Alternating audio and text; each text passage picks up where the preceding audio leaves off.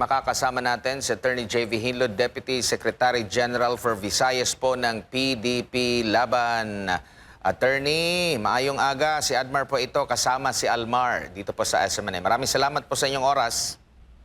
Mayong aga, Admar at Almar at sa lahat ng taga-subaybay ng SMNI. Opo, unahin ko lang po muna ang naging ganap po kahapon ng ipatawag po itong tinaguriang Brave 18 na sinasabi po na for verification. Nakalagay daw doon sa subpoena ay for verification, hindi na po kasama. Pero ang paliwanag ng NBI daw ay hindi lang verification kundi pati ang pag-determine kung credible ba itong mga individuals na po na ito. Kailangan pa ba itong ganito po, attorney? Kasi kini-question ngayon ito ng kampo ni Attorney Levy Baligod. Very unusual na magkakaroon ng separate investigation ng NBI on the matters of the personalities of the complainants, complaining witnesses against corruption. Kasi yung regular nga proseso, nakafile na sa ombudsman ang mga reklamo ng 18 na sundalo, dapat i-entertain ito ng ombudsman at ombudsman na mismo ang magpapatawag sa kanila at magsusuri sa kanilang pahayag na reklamo at kung may katanungan ng ombudsman, doon na dapat iproseso. So, this is quite different na aside from the proceedings sa ombudsman, gusto ng ombudsman dinelegate or dineputize yung NBI para magkaroon ng separate investigation on the persons of these 18 complaining witnesses. Now, as to whether ano yung intensyon ng ombudsman, there were some pronouncement coming from that office na parang gusto nilang malaman if this is connected to any, let's say, a plot against government, no? So they want separate from the issue of corruption. Probably they want to know the motivation, the intention of these 18 soldiers. But as what I said, yung pag-deputize ng ombudsman sa NBI for a separate proceeding is not a usual, normal process sa ganitong reklamo. Opo, bilang abogado rin po, nababanggit din po doon sa, parang kini-question din ni Attorney Ferdy kasi siya ay kumakatawan dito kay former Congressman Mike Defensor naman na sinasabi nilang for verification din daw. Hindi naman kabilang itong si Congressman Mike Defensor doon po sa mismong joint affidavit. Kabilang na rin yung kanyang asawa. Ang parang isinasama lang siya doon sa pinasupina dahil daw ay sasakyan nila yung ginamit. Pwede po ba yun, attorney, kung ang pagbabatayan lang naman ng kanilang, tawag ba niyan, investigation or verification, kung ano yung nilalaman ng joint affidavit? Yung sabi ko nga, dalawang klaseng bagay ang gustong paimbestigahan ng ombudsman.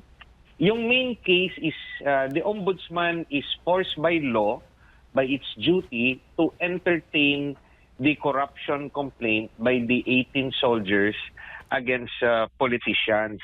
So, obligasyon nila yan at dapat gawin nila yan. But at the same time, with some media pronouncement by the ombudsman, they want to find out if this is part of a destabilization action against government. So that's why they are assigning it to the NBI to make that line of investigation. Now, yung mangyayari kasi, I've been a trial lawyer for a long time.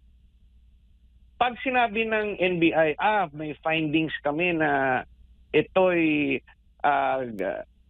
yung reklamo may isa dyan o dalawa umiba yung kwento, masisira na lahat o masisiraan ng credibility lahat ng 18. So because what was prepared was a joint affidavit, no? So ang sasabihin, may principle sa evidence na one lie will affect all the stories given, no? So yung solusyon dyan, aside from the joint affidavit kung saan it is a narration of events by the 18 sa kanilang perception or na experience sa nangyari sa kanila, I would strongly suggest to the lawyers of the 18, no, kay Attorney Baligod, to prepare individual affidavit para maklarify yung testimonya ng bawat isa. Pag ginawa nila yon, they will only be responsible to their individual affidavit, which will be their individual testimony. Kasi pag i-insist natin na joint affidavit, pag umiba yung istorya ng kahit isa, gagamitin yon para masira na yung testimonya ng lahat. Now, it's a technique sa trial practice.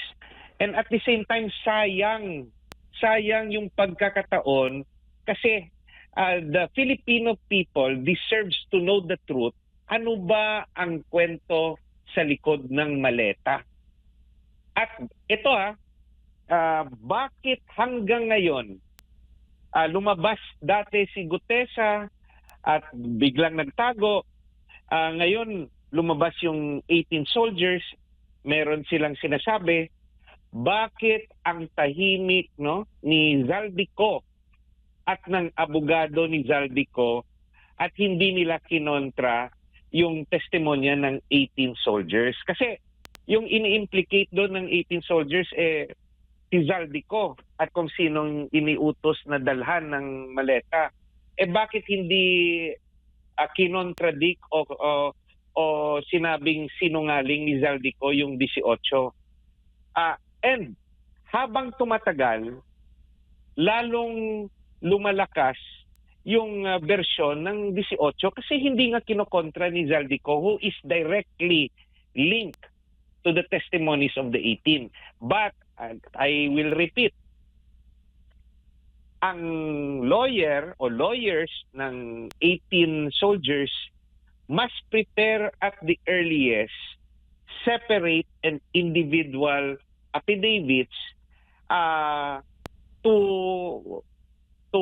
put into record their individual experience, perception, and participation in the whole incident, no, or series of incidents, para limited lang sila sa kanilang separate testimony. Attorney, magandang umaga, si Almar po ito. Sir, ano po yung masasabi niyo dun sa naging reaksyon po ng ating pamahalaan patungkol nga po dito sa paglutang ng tinaguriang Brave 18 na parang ang nangyayari tila sila na ngayon yung inuusig, sir? I don't agree sa reaksyon ng government kasi dapat nga magpasalamat sila. Dati nung lumabas si Gutesa, some politicians were saying dapat magtapang siya at pumunta ng DOJ o humarap siya sa proceedings, no? But nagtago for whatever reason, no? There are various scenarios given, but up to now, kung ako ako'y chairman ng Senate Blue Ribbon Committee, I would cause the issuance of an arrest warrant against Gutesa para puwersahin siyang humarap sa Blue Ribbon Committee. Hindi nila ginawa. Bakit? Nakakapagtataka. So, with these 80 soldiers, dapat nga welcome ito sa ombudsman. Dahil, yung opisina ng ombudsman must be independent from all other branches of government. It is a constitutional office. Wala siya dapat kinikilingan. That's the role of the ombudsman. kahit kaibigan pa ng sitting ombudsman Remulla, si Pangulong Marcos, nung tinanggap niya ang kaniyang pwesto bilang ombudsman, dapat impartial ang kaniyang opisina. At hindi lang sa gawa, pati rin sa perception ng tao. Kaya minsan nakikita natin sa media, kasama si Ombudsman Remulla sa Department of Justice Secretary o sa NBI Chief, dapat hindi ginagawa ng ombudsman yan. There should be no appearance na coordinated yung action because the ombudsman is a body that could investigate the DOJ secretary, is a authority that could investigate the NBI chief for any malfeasance, no, or negligence, or any criminal activity or corruption. The ombudsman should not be a sociable person. He should be in his office, and he could give formal interviews, but hindi yung interviews na parang DOJ secretary ka pa rin. Iba na yung trabaho ng ombudsman kasi ang ombudsman pwede niyang imbestigahan lahat ng kawani ng gobyerno, including the president. Attorney, yung mga nangyayari ngayon, mga ating mga kababayan ay nakatutok. Kahit nga yung mga ordinaryong mga Pilipino, nagigets yung kung saan patungo itong yung mga nangyayari. Kasi nga, nabanggit mo kanina, yung sa Senado, hindi pa nagpapatawag ng investigasyon. Yung ombudsman, hindi pa pinapatawag yung mga nabanggit na mga pangalan na nabanggit na pangalan sa affidavit ng Brave 18. Sa tingin po ninyo, attorney, meron itong kumpas sa yung mga nangyayari, may kumpas ng dito nga sa mga mga sabihin na nating mastermind sa tunay na pagnanakaw sa pera ng taong bayan, attorney? Yung nangyari kay Gutesa, it is an example. Kunwari isabtina. Di kung hindi siya pumunta, di ipahuli. Dapat ano na yan. May arrest order na yan si Gutesa para malaman natin yung katotohanan. Sino nagsasabi ng katotohanan? Kasi siya yung lumagda ng isang affidavit na instead of the Senate looking at the content of the affidavit, yung tinutukan nila yung pagnotaryo sa affidavit. Pwede naman yung kung gusto sana nila, sana pinatawag nila sa Senado pati yung notaryo. Bakit nyo ibibigay doon sa RTC judge for review, which is also an administrative process. But precisely, yung Senate investigation is not part of judicial work. It is a independent process wherein it is done in aid of legislation. So may karapatan at kapangyarihan ang Senado na pilitin kahit yung wes ng RTC o kahit si Gutesa, nandun rin si Senator Marcoleta, hindi sagutin niya kasi siya, kasama siya dyan nasa Senado siya. So what is the important thing to do is to find out the truth. Hindi yung sisirain mo lang yung credibility ng witness then kakalimutan mo na yung sinabi niya. Because more important than issues of let's say the process, whether it was followed or not, that can be corrected.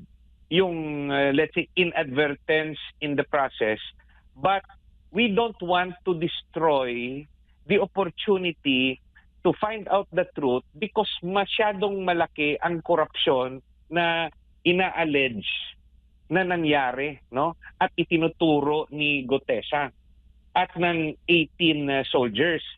Remember, yung makakasagot nito si Zaldico, but he's not with us. Nandun sa ibang bansa at hinahanap ba natin o hindi? At yung abogado, biglang tumahimik ngayon. Yung abogado ni ni Zaldico, dati nung unang lumabas yan, nagbibigay pa ng opinion. But sa ngayon, nung paglabas ng 18, why don't you interview him? I Po. think dati siya ba naghanap sa inyo? Di, hanapin niyo siya ngayon. Ano yung komento o nalalaman ng kanyang kliyente tungkol sa 18? So, the silence shows that the 18 has a story to tell. And dapat pakinggan ng gobyerno ito kung talagang totoo ang kampanya laban sa korupsyon. Opo. Attorney, maiba lang ako ng konti kasi unti-unti na pong nararanasan o nararamdaman ng ating mga kababayan yung naging epekto po ng sigalot doon sa Middle East. Attorney, base po sa monitoring ninyo, naging handa po ba ang ating pamahalaan dito po sa nangyayaring sigalot doon sa Middle East? Considering na before po nangyari yung palitan po ng missile doon po sa Middle East ay ilang linggo po yun bago nangyari ay nakikita na po natin yung kumbaga pagporma ng Estados Unidos at ng Israel doon sa Iran. Naging handa po ba yung ating bansa dito, Attorney? Sa tingin ko, hindi yung paghahanda natin yung regular na paghahanda na meron tayong stocks ng oil for 60 days. Yun lang. But to make arrangements, for example, na in the event of war sa Iran at hindi makalabas yung mga oil sa Iran o sa Middle East, saan yung alternative source of oil natin, no? So kasi stock up yung 20% of oil let's say export sa Strait of Hormuz, yung sinasabi na yan yung dinadaanan ng 20% of oil sa mundo. Ilang porsyento yung kinukuha naman ng Pilipinas sa Middle East. So dapat kung gumagana ang confidential fund, no? Yung mga analyst natin, kung gumagana yung strategy planning ng Department of Energy, nung Department of Trade, dapat napag-usapan na nila na in the event of war at let's say wala nang makaka-pass through sa Strait of Hormuz, saan tayo bibili ng oil? O dapat nakikipag-usap na tayo sa Russia way ahead. Nakikipag-usap na tayo sa ibang bansa kung ayaw natin sa Russia dahil pinagbabawal ng Estados Unidos. Or ito, yung pinakasagot. Binabawalan tayo ng Estados Unidos na kumuha ng oil sa Russia. Dapat kumuha tayo ng guarantee sa Estados Unidos na sila yung mag-supply sa atin ng oil. Especially na meron na silang special arrangement with Venezuela. The United States is also a oil-producing country. Kaso yung stockpile ng US, masyadong mahaba. Baka 1 taon, 2 taon. Tayo, 60 days lang. We should talk to the United States na kayo po yung nagbabawal na makikipag-dealing kami sa Russia, pero can you guarantee us oil? Yun dapat yung ginagawa ng ating gobyerno. Yung tanong, ginawa ba nila? O sasabihin nila na it was taken up but there is no resolution yet. So, yan yung sa tingin natin na nangyari. Opo, Attorney, kaya ko po naitanong kasi parang nagiging malinaw yung naunang sinabi or pahayag ng ating ikalawang Pangulo na nung unang mga araw ng administrasyon ay may mga meetings pa, pero nung kalaunan ay nawala yung mga meetings at yun nga, yung nangyari ngayon, hindi natin nakikita na mayroong ginagawa ang Marcos administration. In fact, may mga local government units na may mga kanya-kanya na silang ginagawa para nga maibsan kahit papaano yung epekto ng pagtaas ng presyo ng mga oil products po, Attorney. Yung yung mga ginagawa nila ngayon, that is just reactions, no? Probably they will lower the taxes, yung excise tax, yung VAT, they will lower that, but it will not solve the main problem na saan tayo kukuha ng supply. Pinapababa niyo yung presyo because old stocks yan. Dapat hindi nga umakyat yan eh. Pero yung tanong, may guaranteed supplier of oil ba tayo? Hanggang ngayon ba takot tayo makipag-deal sa Russia na umangkat ng oil dahil pinagbabawalan ng Estados Unidos? Di ba maraming Pilipino rin na nagsasabi na ayaw natin maging tuta ng ibang bansa? Inaaway nga yung China na sinasabing may mga politiko tayong tuta ng China. Yung tanong, okay lang ba sa kanila na tuta tayo ng ibang mga bansa? So, there could not be any selective politicking. Dapat pantay-pantay ang pag-manage natin ng sitwasyon. Dapat we should have maintained an independent foreign policy wherein the national interests of the Philippines should be paramount. Just like what the United States is doing. Sabi ni Trump, America first. Pero dahil America first, kawawa yung buong mundo. So, mag-aantay na lang ba tayo kung anong magiging desisyon ng Amerika? Or tayo ring mga Pilipino magsasabi, Philippine first. Kaya kung Amerika, hihingi kami ng tulong sa inyo ng oil supply. Kung hindi kayo makapagtulong, huwag nyo kaming awayin kung hihingi kami ng tulong sa Russia. Dapat ganun yung gagawin natin. Pag hindi natin ginawa yan, talagang kawawa ang mga Pilipino. Mag-antay lang tayo ng abuloy. Nasanay naman yung mga politiko natin na yung kanilang politika ay ayuda politics. At hindi ba nararamdaman ng mga Pilipino na ayaw nila, no, ng mga trapo, ng mga traditional politicians, ayaw nila gumanda ang buhay natin. Kasi pag gumanda ang buhay natin, magkakaroon tayo ng sariling isip kung sino yung susuportahan nating mga leaders tuwing eleksyon. Kaya gusto ng maraming mga politiko na lagi tayong nakahingi sa kanila ng tulong para may utang na loob tayo.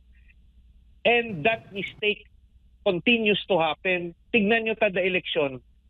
Although the Filipinos are complaining of the management of our politicos, but they keep on electing or re-electing the same politicians. Sino may mali? Di tayo rin. Opo. Attorney, dako naman po tayo doon sa isang taon na po ang lumipas, magmula na po, after po nung illegal nga po na inaresto si dating Pangulong Rodrigo Duterte. Ano po masasabi po ninyo dito, Attorney? Supreme Court, Korte Suprema, end it. End the division of the Filipinos. May mga matatalinong Pinklawan, may matatalinong Dilawan, may mga matalinong DDS, may mga matalinong PBBM supporters. But the Supreme Court has to put an end to that particular issue, whether or not the arrest of former President Duterte and bringing him to The Hague without passing through local court is in order or in accordance with the Philippine Constitution. Did it follow the basic human rights of Tatay Digong, the right to due process? Ganun lang ba ang buhay ng Pilipino? Pwedeng ibigay sa mga dayuhan para doon litisin? Po, sir, ano naman po masasabi ninyo dito na parang tila mas importante pa sa palasyo yung issue ng EJK kumpara doon sa karapatan ng ating kababayan na isang Pilipino na nandun sa isang bansa, dayuhang bansa po, Attorney? Personally, no, all I can say, no, yung issue na sinasabi nilang EJK, uh, there is no national policy, no, during the time of President Duterte na naging polisiya niya pang-nasyonal na patayin ang mga drug pusher o drug addict. There is no such national policy on his part. Hindi rin natin mapagkakaila that there were deaths that happened. There were killings that happened. There were assassinations that happened. But hindi natin maituturo kung sino yung pumapatay at kung may involvement ba yung gobyerno. Now, why do I say this? No. Nung panahon ni dating Pangulong Duterte, nung administrasyon niya, yung ating mga BJMP, Bureau of Jail Management Penology, na mga prisons, puno, mga 70 to 80%, no? I may be wrong, no? But my estimate is 70 to 80% of our jails drug-related. May relasyon sa illegal drugs. Punong-puno yung mga kulungan. Buhay naman yung mga taong yan eh. Kasi it is a national policy na patayin ang drug pusher at drug addict. Dapat hindi yan kinulong. Dapat patay yung mga bilanggo na yan. There would have been mass killings, but there was none because the killings cannot be attributed to a national order by President Duterte.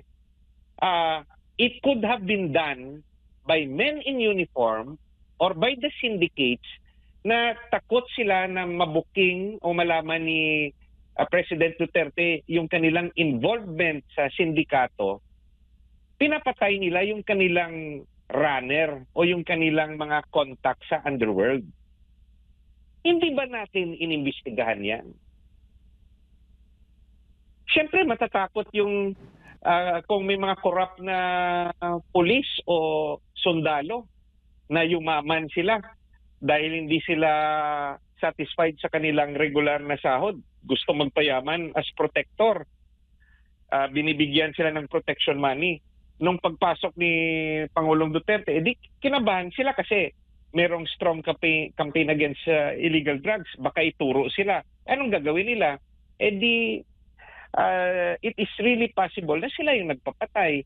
But there was no order from the President na patayin ang drug lords, drug pushers, or yung mga addicts because punong-puno nga yung mga kulungan ng mga preso na drug-related. Yan yung aking obserbasyon. Now, regarding sa priorities ng government natin, dapat lang naman imbestigahan ang EJK because it is wrong. It is inhuman na papatay without the law allowing it, and it is inhuman, no, illegal na magbibigay ka ng hustisya without due process. So our Philippine government should exert effort to investigate EJKs that happened during the time of former President Duterte, and even EJKs that continues to happen. Now, yung pinaka-question lang naman sa pag-aresto kay Pangulong Duterte, bakit hindi dito sa Pilipinas pinailan ng kaso at bakit hindi dito ilitis si Pangulong Duterte sa harap ng mga Pilipino? Because dito nangyari ang mga EJKs at kung siya'y tinuturo na mastermind, dito siya litisin sa ating sariling bansa. Lalo na hindi naman natin masasabi na iwa-whitewash yan kasi hindi naman sila magkaibigan ni Pangulong Marcos who has the control over the DOJ, over the NBI, over the PNP, over the military. There would be a fair proceeding pag dito sa Pilipinas.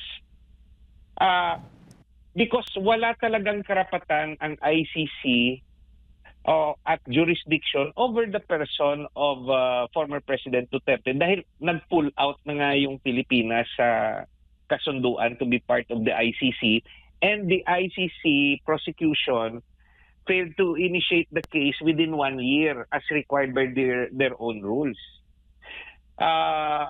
So what is my point? Am I saying that former President Duterte is innocent of the charges? Under the Philippine Constitution, he is presumed to be innocent until proven guilty. Does it mean na hindi na imbestigahan si Tatay Digong? No. He should be investigated. But the one that should investigate him and prosecute him and judge him, dapat ang ating kapulisan, ang ating NBI, ang ating DOJ, ang ating korte, yung dapat manungkulan at maghanap ng ebidensya at maghatol sa kanya kung talagang may kinalaman siya sa sinasabing EJK. Yan po ang aking posisyon. Opo. Attorney, ano naman po masasabi niyo doon sa sinabi ni former President Rodrigo Duterte na I have now accepted my fate and I realized I could die in prison po, Attorney? Nung unang nakin narinig na dinakip siya at planong dalhin sa ICC, pumasok na yan sa isip ko, hindi na makakalabas si Tatay Digong dahil hindi sa rason na mahatulan siyang guilty dahil hindi niya matatapos ang kaso dahil sa kanyang edad at dahil siya ay sakitin. Imagine nyo if there is an allegation na thousands yung victims. Yung tanong ko, how many yung magiging complainants, complaining families? How many yung magiging witness per case? Marami yan. At tanong rin, how many rin yung mga inaakusahan na interconnected yung mga kaso nila sa isa't isa? O dinama yung pangalan ni Senator Bato de la Rosa, dinama yung pangalan ni Senator Bongo, dinama yung pangalan ng mga kapulisan natin. Hindi magkakahatol ang korte habang hindi ma-interconnect yung mga kanilang involvement, kanilang alleged na partisipasyon, matatagalan. At paulit-ulit yan. Hindi pwede na yung testigo, kung merong common na testigo, pwede yan pabalik-balikin per individual case. At ilan rin kaya yung magiging testigo for the defense? At magkakaroon ba ng hearing every day? Or the hearing will be every month? Or yung sa experience natin ngayon, every 2 months? So sa tingin nyo, with the number of personalities involved at sa edad ni Tatay Digong, do you think he will live forever to finish the case? Yan yung problema. At yan yung strategy na sa aking isip, gusto ng mga kalaban ni former President Duterte na itapon siya sa ibang bansa para hindi na siya makauwi, makukulong siya sa natitirang panahon ng kanyang buhay at doon na siya mamatay. It is part of a strategy because pag dito sa Pilipinas yung hearing, yung complaint, there's a chance that the DOJ will acquit him sa umpisa pa lang kung kulang ang ebidensya, kung walang direct evidence linking him. Second, granting merong enough evidence na iakyat yung kaso sa RTC, no? Considering na hindi naman to corruption case, no? There's a possibility bigyan siya ng karapatang magpiyansa Habang dinidinig ang kaso, nasa labas siya. Yan yung ayaw na ayaw ng mga kalaban niya.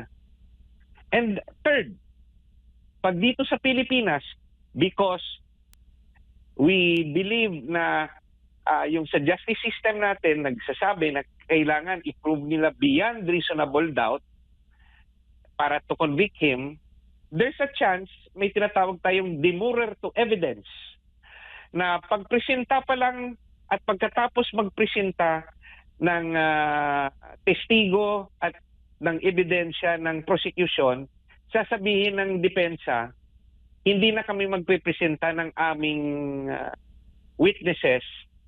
You rule based on the evidence of the prosecution. Shortcut yan, demurrer to evidence. At confident kami na mapapawalang sala si Tatay Digong. He will have a better chance na earlier magdidesisyon ang RTC. Yan ang kinakatakutan ng kalaban ni Tatay Digong kasi he is the leader of the opposition sa kay Pangulong Marcos. Habang nandito siya, merong tatakbuhan ang tao, no? Na father figure, opposition figure. At you must remember, nung pagbaba niya sa pwesto, he has a very high rating, no? Trust rating. At maraming nagmamahal sa kanya. Kaya yung nangyari sa kanya ngayon, this was planned. This was a strategy. And those who planned it and strategized it were willing to face the consequence. At yung consequence, yun nga, talagang masama ang loob ng mga supporters ni Tatay Digong. But they are willing to face it. Why are they willing to face it? Because they're in control of the military and the police. Pag yung mga supporters ni Tatay Digong ay gumalaw sa labas ng batas, uhulihin, kakasuhan at makukulong. Yan po ang realidad kasi wala sa posisyon tayo, no? Yung mga supporters ni Tatay Digong. Opo, at least malinaw po dyan sa issue na yan, attorney. Pero balikan ko lang po yung sa issue po ng petrolyo kasi isa po sa mga produkto na posible po magmahal ay yung bigas. Yun po yung sinabi po ng Department of Agriculture. Sa tingin po ninyo, attorney, magiging mas mahirap pa po yung buhay ng ordinaryong Pilipino sa mga susunod na araw po, attorney? Hindi lang ang bigas ang tataas. You must remember that goods, yung mga pagkain, mga produkto, mga Grab taxi, yung mga taxi, Grab delivery, Food Panda, lahat gumagamit ng gasolina, no, ng oil. Pag tumaas yan, ipapass on nila yan sa consumers. Yung mga traders, the traders will be forced to increase the prices kasi may transport cost. It does not mean na yung mga farmers ay kikita ng malaki. Sa ngayon po, before the oil crisis, kawawa yung farmers natin. Binibili sa kanila ng traders yung kanilang mga produkto ng mura. Yung farmers kawawa. Kahit tumaas yung presyo ng mga bilihin sa merkado, yung farmers natin pa rin hindi yayaman. Kasi yung mayaman, whether in normal times and in abnormal times such as today, mga traders, and government is not doing anything to cure that reality. Bakit? Kasi kung may corruption, dumadaan rin yan sa traders. Sino ba hindi naman yung corruption manggagaling na kukunin mo yung pera sa government funds. That's not how corruption happens. It will come from the private sector. How? Bigyan mo ng pabor yung private sector na ng permit, bigyan mo ng license o may arrangement kayo, di bibigyan ng private sector ng pera yung taga-gobyerno, pera na hindi galing sa kaban ng bayan. Kaya yung mga ibang politiko nilalagay nila sa utak nila, malinis yung konsensya namin. Hindi kami nagnanakaw sa kaban ng bayan. Tama yon. Pero tama ba ginagawa nila pag tumatanggap sila ng pera sa private sector? Corruption pa rin yun. Yun yung nailagay na sa utak ng mga politiko kasi nga hindi ako nagnanakaw kasi yung pera nga nasa treasury, hindi ko yan kinukuha. Yung nagbibigay sa kanila ng pera, middleman, traders, contractors. Opo. Magising na ang Pilipino. Niloloko lang tayo. But kasalanan rin natin. Binoboto nyo pa rin eh. Pabalik-balik yung mga pangalan ng binoboto nyo eh. Ba't hindi nyo nilagay dyan Attorney Hinlo? Attorney Torion? Pastor Kibuloy? Jimmy Bondok? Vic Rodriguez? Attorney Lambino? O Philip Salvador? Yan yung yan yung reality natin. Paulit-ulit. Meron diyang mga personality, pasikat lang. No to corruption, no corruption. Pero tanungin nyo, anong plano nyo sa ekonomiya ng bansa? Mag-aaral pa. Opo. Attorney, siguro pang huling mensahe niyo na lang po sa ating mga kababayan na nanonood dito sa ating programa, Attorney.